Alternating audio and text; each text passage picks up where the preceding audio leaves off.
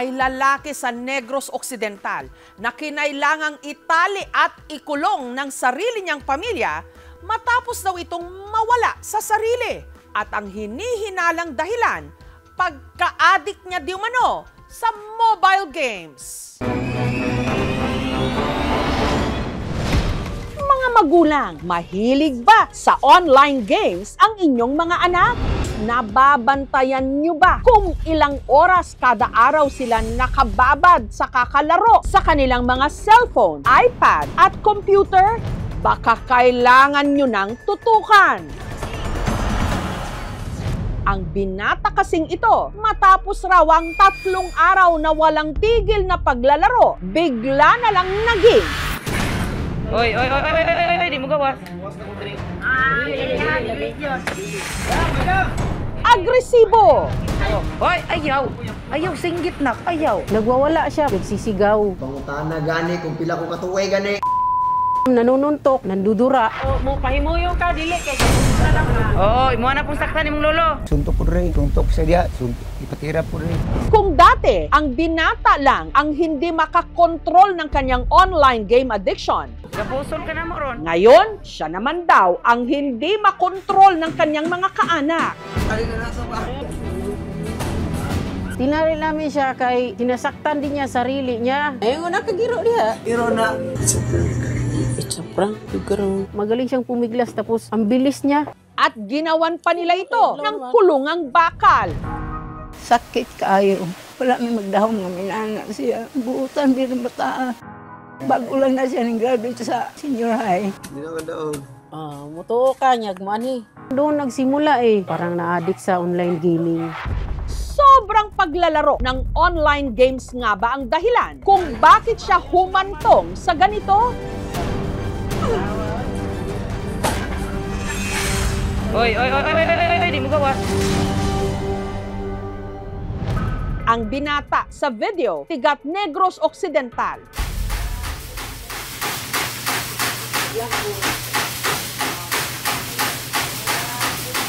Itago natin siya sa pangalang Roy, 18 anyos. Nagsimula raw ang lahat nung nahilig sa paglalaro ng online game si Roy. Sabi niya na, ma, pwede ba akong suportahan mo lang maglalaro ako ng online game? Kasi magaling ako dyan, ma. Ma, pagka once mamonetize ako dito, magkasahod ako, ma, uuwi ka na. Kasi ako na yung magbibigay sa'yo ng pera, ma. At saka makapag-aral na rin ako, ma. Gusto niya makabili daw ng lupa para lipatan namin kasi nga ididemolish na kami dito. Nung birthday nito, niregaluhan siya ng kanyang nanay Eleni ng bagong cellphone. Gusto niya kasing maging content creator. Pag marami kang subscribe or views, kikita ka. Mula noon, 1 to sawa na raw na nakababad si Roy sa paglalaro. Hanggang napansin na lang nila ang unti-unting pagbabago sa kanyang ugali. Ayaw, pasagdai lang na siya magwala. Pasagdai lang. Oy, di mo gawas. Palagi na siyang galitin ba? Pansin rin namin, bilis siyang mapikon. Isa nga naming kaibigan, yung sinabihan siyang walang galaw sa laro, bigla siyang nagalit, muntik na silang magsuntukan. Hanggang umabot na nga raw sa puntong 3 araw nang walang babaan ng cellphone si Roy. Hindi na siya natutulog, hindi na kumakain. Nag-video call kasi kami, parang iba na siya parang pumayat na siya At ang pinaka-ikinabahala nila, si Roy, nagsimula na ring maging bayolente. Pag natatalo siya sa gaming na yun ba, pinupukpok niya yung ulo sa siminto. Ayaw, saktan yung lola. Tinok ko dayon. Hindi namin mapagsabihan kasi hindi na nakikinig, parang wala na sa sarili. Parang iba-iba na yung pinagsasabi niya Sabi niya, ma, ipapasyal kita sa New York pag mamonetize ito. Lagi kong sinasabi, itigil mo na yan. Gapusol ka na mo ron, sige. Hanggang umabot sa puntong nananakit na ito. Dili kay gapusol ka na. Oo, imo na pong saktan imong lolo. Suntok po rin, suntok sa diya, ipatira po rin. Igo po kuto-kuto. Natingalan nakit na siya. Kaya itinali na nila ang kanyang mga kamay at paa. Ngayon ko nakagiro diha. Iro na. Nung una, kinutuban daw silang baka gumagamit ng illegal na droga si Roy. Sabi niya, nakatik si bisag marijuana. Kaya agad nilang ipinadrug test ito. Pero ang resulta, negative. Kaya hindi mawari ng pamilya kung bakit tila palala ng palala ang kanyang lagay. Oy, di mo gawas. Hanggang napagtanto nila na ang pagbabago sa ugali ni Roy dahil sa labis-labis nitong paglalaro ng mobile games. Parang na-addict sa online gaming. Pero kaya sobrang nagsisisi. Kasi sabi ko na ako ang dahilan kung bakit nangyari sa'yo yan. Sana hindi ko na lang kayo binila ng cellphone.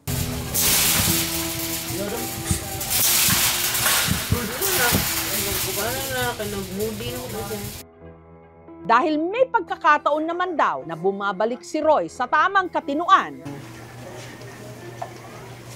pinapakawalan siya ng kanyang tiyahin na si Elva.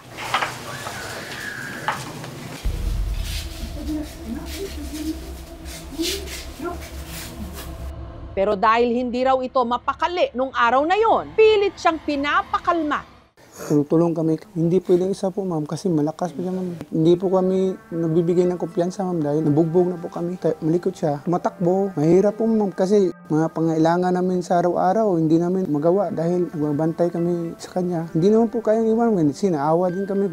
Wild na siya, nilalagay namin dito. At least hindi namin natatali, bahala na siya dyan kung anong gagawin niya. Binabantayan lang namin. Ito yung mga tinatali namin sa tuwing nagwawala siya. Mga po ito, yung mga scarf, kurtina. Pero hindi naman yung tali na talagang mahigpit. Maya-maya pa,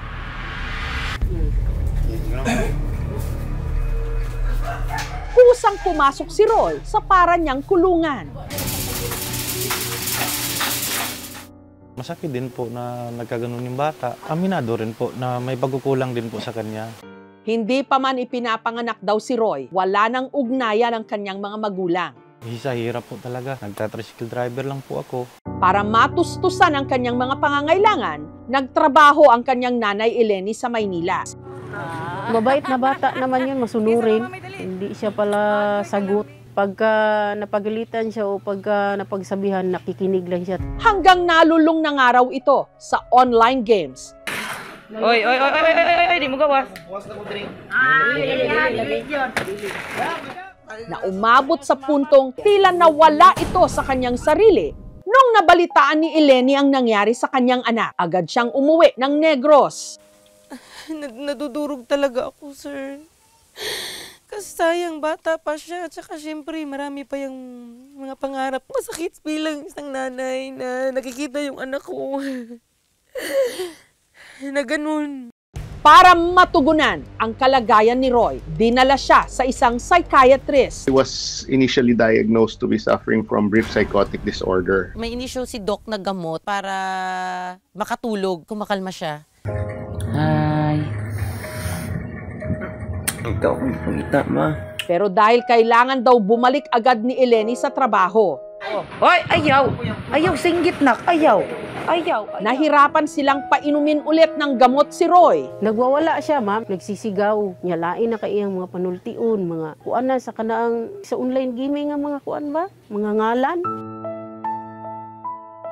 Yung pag-alis ko ang sakit, lagi lang umiiyak. Gusto ko siyang yakapin. Ay, hindi ko magawa. Gusto ko siyang tabihan sa pagtulog, hindi ko magawa. Gusto ko subuan sa pagkain, hindi ko magawa.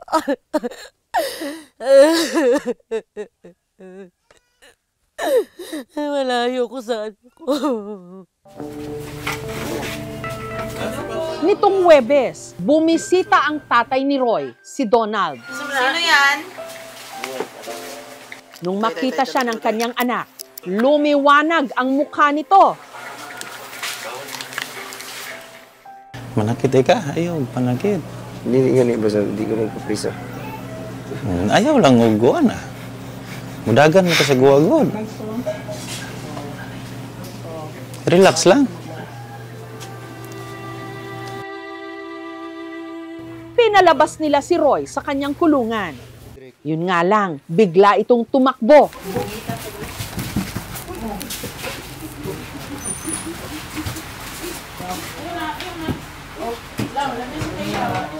At nagbantang manuntok. Dili na, relax lang. Sige na, relax lang, kuya. Kaya muli siyang ibinalik sa kanyang kulungan.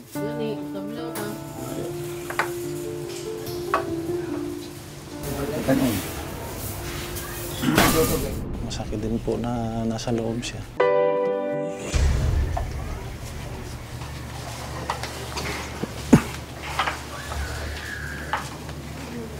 Ayaw, di. Samantala, para masuri ang kanyang lagay, nitong Biyernes, sinamahan ng aming programa si Roy na muling magpa-check up sa Bacolod City.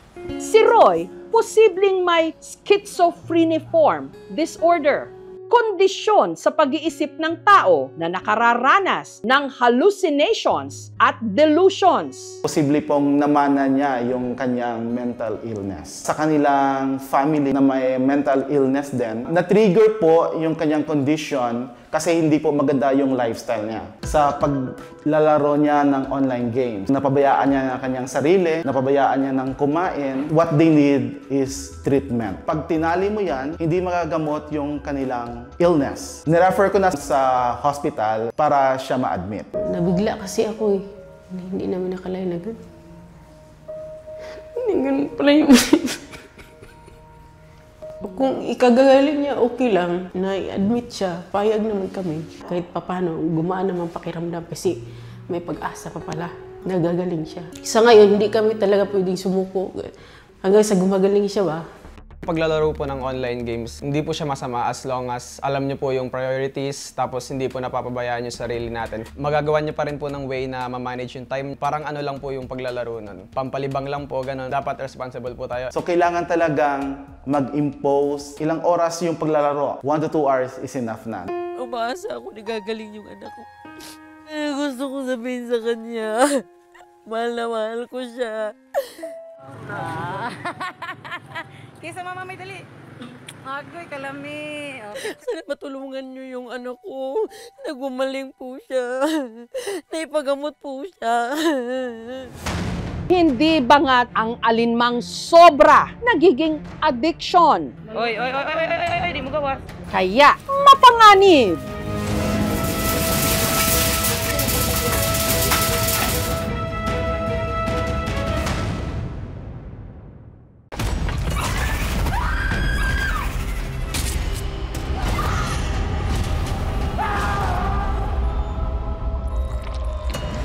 Alangga ko ikaw, Apo.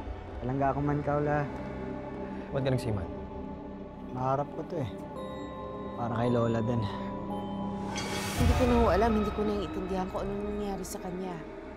Makakasiguro kayong gagawin namin ng lahat para sa kanya. Wala ka ba talaga nakita, Abner? Wala ka narinig? May gumagala na berbalang dito sa atin.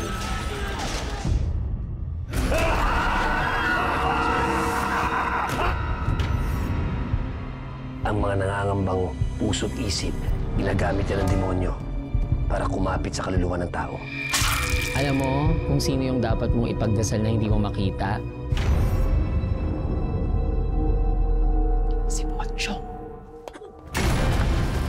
Kumakain ng patay, may mata ng pusa, may pakpak ng pamuti, lumalakas kapag kabilugan ng buwan.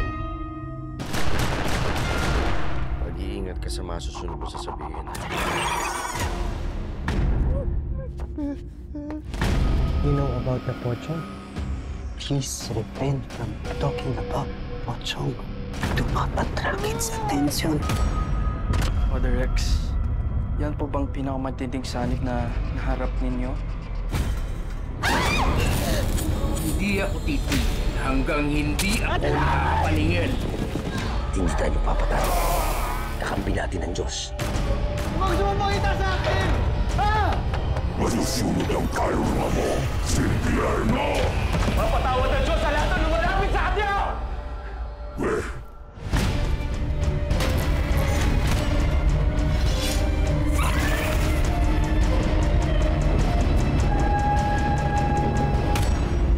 Ito po si Jessica Soho at ito ang Gabi ng Lagim.